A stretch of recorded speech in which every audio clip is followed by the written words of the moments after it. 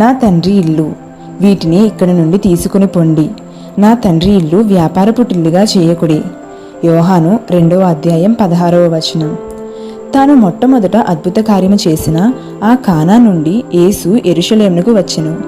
ఆయన వచ్చినప్పుడు దేవాలయంలోనికి ప్రవేశించి అక్కడ పరిస్థితులను చూచి దుఃఖపడవలసి వచ్చింది. ఈ దేవాలయము మన హృదయమును సూచించుచున్నది.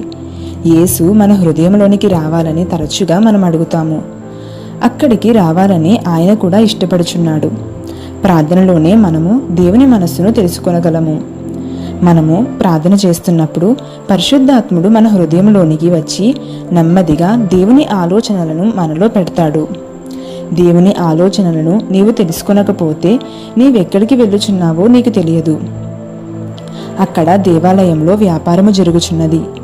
ఈ దేవాలయము పూర్తిగా నాశనమగు సమయము వచ్చును అని యేసుకు తెలియను. యేసుకు మాత్రమే అది తెలియను. శిష్యులకు ఆ విషయము తెలియదు కనుక దేవాలయమును గూర్చి ఆశ్చర్యపడుచుండిరి. పశువులను రూకలు మార్చువారిని యేసు చూచెను. ధనమును సంపాదించుకునే స్థలముగా అది అగపడుచున్నది. దురదృష్టవశాత్తు సంఘములు డబ్బును సంపాదించుట కొరకే అని ప్రజలు తలంచుచున్నారు. దేవునికి లోబడి ఆయన ఉద్దేశములు తీసుకుని పోయేవారముగా మనం ఇక్కడ ఉన్నాము.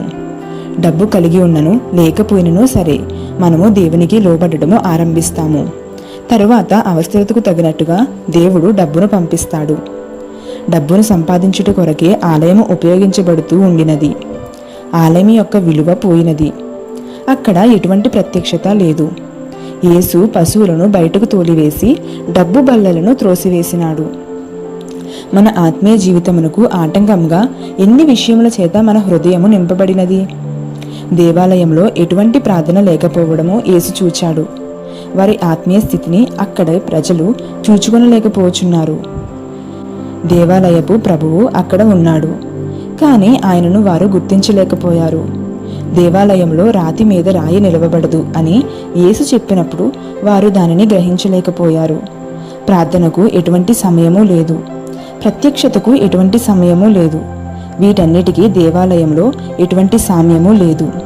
అందువలననే నాశనమగుటకు దేవుడు అనుమతించాడు.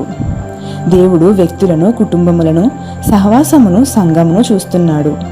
అక్కడ ఎంత ప్రత్యక్షత ఉన్నది? ఎక్కడైతే ప్రత్యక్షత ఉండదో అక్కడ నాశనము వస్తుంది.